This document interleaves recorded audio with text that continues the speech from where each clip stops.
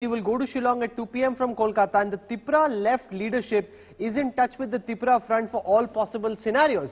Tipra front leadership is in touch with, basically the left leadership in Tripura is in touch with Pradyut to see if they can form a government. No, so exactly the theory that Rajdeep was propounding. No, so I want to get Syed Zafar Islam clear. If you don't get 30, do you concede? If you're less than halfway, can you go to the governor and say, I am single largest, please invite me?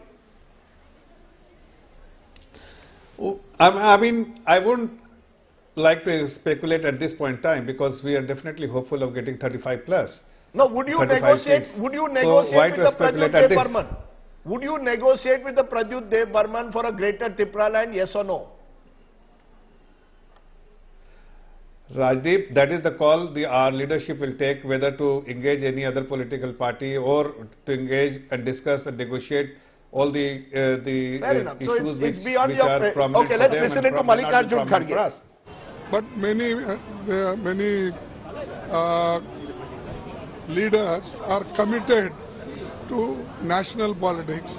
They support Congress, they support secular parties, they support democracy and constitution.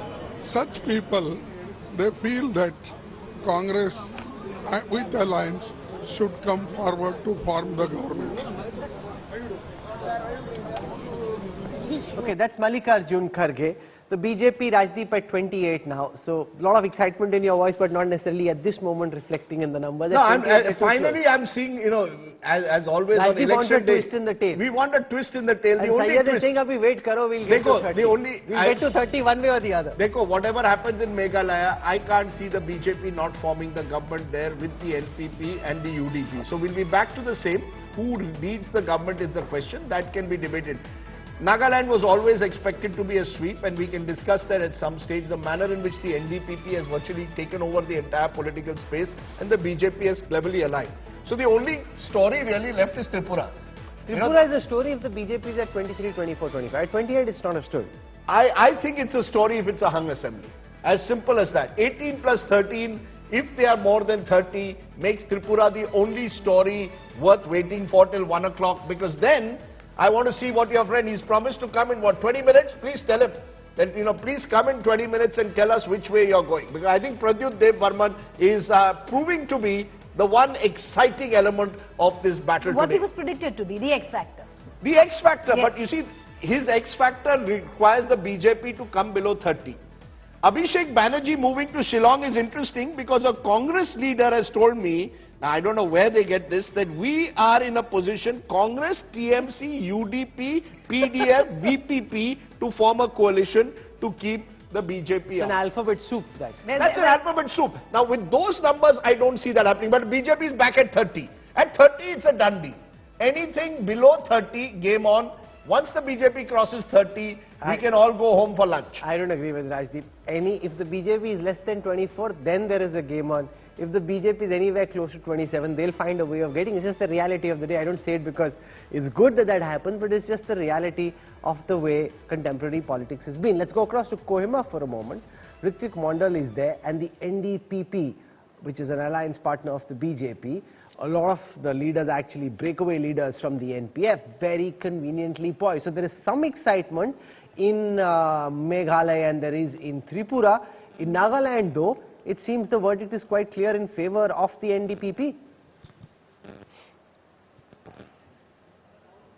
Well, exactly, Rahul. As you rightly pointed out, it seems like that Nagaland currently is the state among these three northeastern states where formation of government, it seems like very easy. Currently, we are standing right outside of the residence of, Chief Minister Nephew Riva. What we are given to understand that he is currently inside this his residence. We are expecting his arrival shortly after the second half of this results day, as the all exit poll predicted that it will be a clean sweep of the NDPP and BJP alliance, as currently this alliance is leading in the northeastern state of Nagaland. And remember, during 2018 election, that NDPP formed the government with the help of BJP, and also there was the help of JDU and independent MLA to form the government. But this time it seems like it will be a very easy game, and if that I believe that Chief Minister Rio is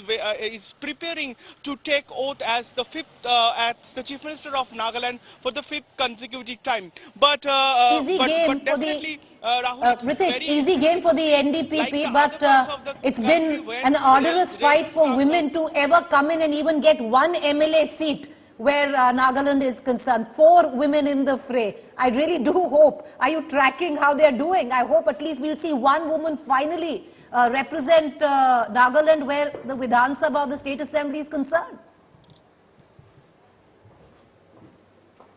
Well, Preeti, it's very true. This is going to be very historic for the state of Nagaland, as this state or the voter, 60% of voter dominates by women. But this is the first time that when 4 women candidates across the political parties, be it BJP or NDPP, they are fighting for the first time in this election. But what we are given to understand, these are the very initial trends are coming. We are hoping that at least one of them, if they reaches to the assembly, it will be a path-breaking history for the Nagaland. And we do understand that as BJP and NDPP, they tried, and during the run-up of the election, they assured people of a solution of the peace talk.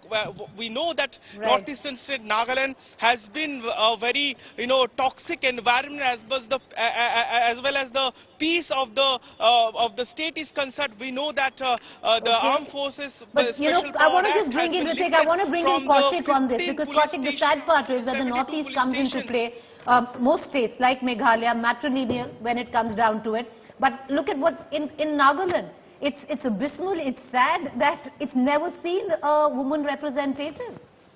And especially if you look at Naga society, it's also women take very center stage in their society.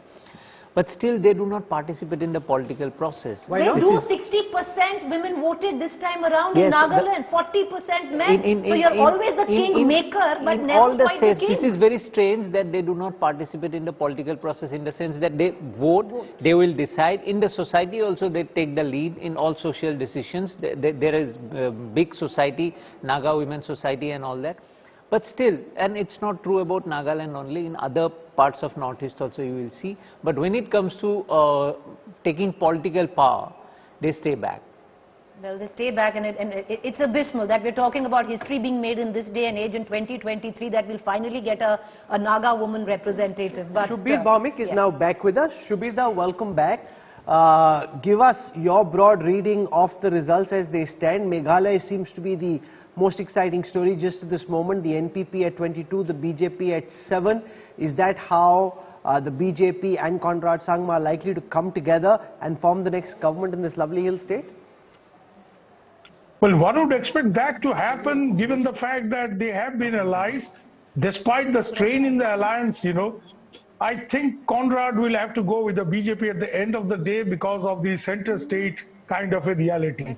Most smaller political parties in Northeast, such as Conrad's, would like to be on the right side of the big party in power at the center, for different reasons, development funds being one of them. And therefore, I think the first choice for Conrad, despite the strain in the alliance and the dhakka mukki once in a while, he might, decide to go with the BJP. But he has an option here. No, but when Abhishek Banerjee's team announces that he's going to Shillong at 2, if he didn't have a chance, if he didn't think he was in the reckoning in some fashion, would he be going to Shillong? No, let me make it very clear. The Trinamool is a regional Bengali party. But in Meghalaya now, it's Mukul Sangma leading the charge. And it was good of Mamata Banerjee to let Mukul Sangma fly. He's a Congress person, but he's a local guy. He's a Garo politician of some weight. And therefore, it's not Abhishek Banerjee. Don't blow this chap out of proportion. He is a Calcutta leader, not even a Bengal leader, okay? It's Mukul Sangma, and it's Mamata's wise decision to let Mukul Sangma lead the charge, because she, as a regional politician, understands the value of a local face very well.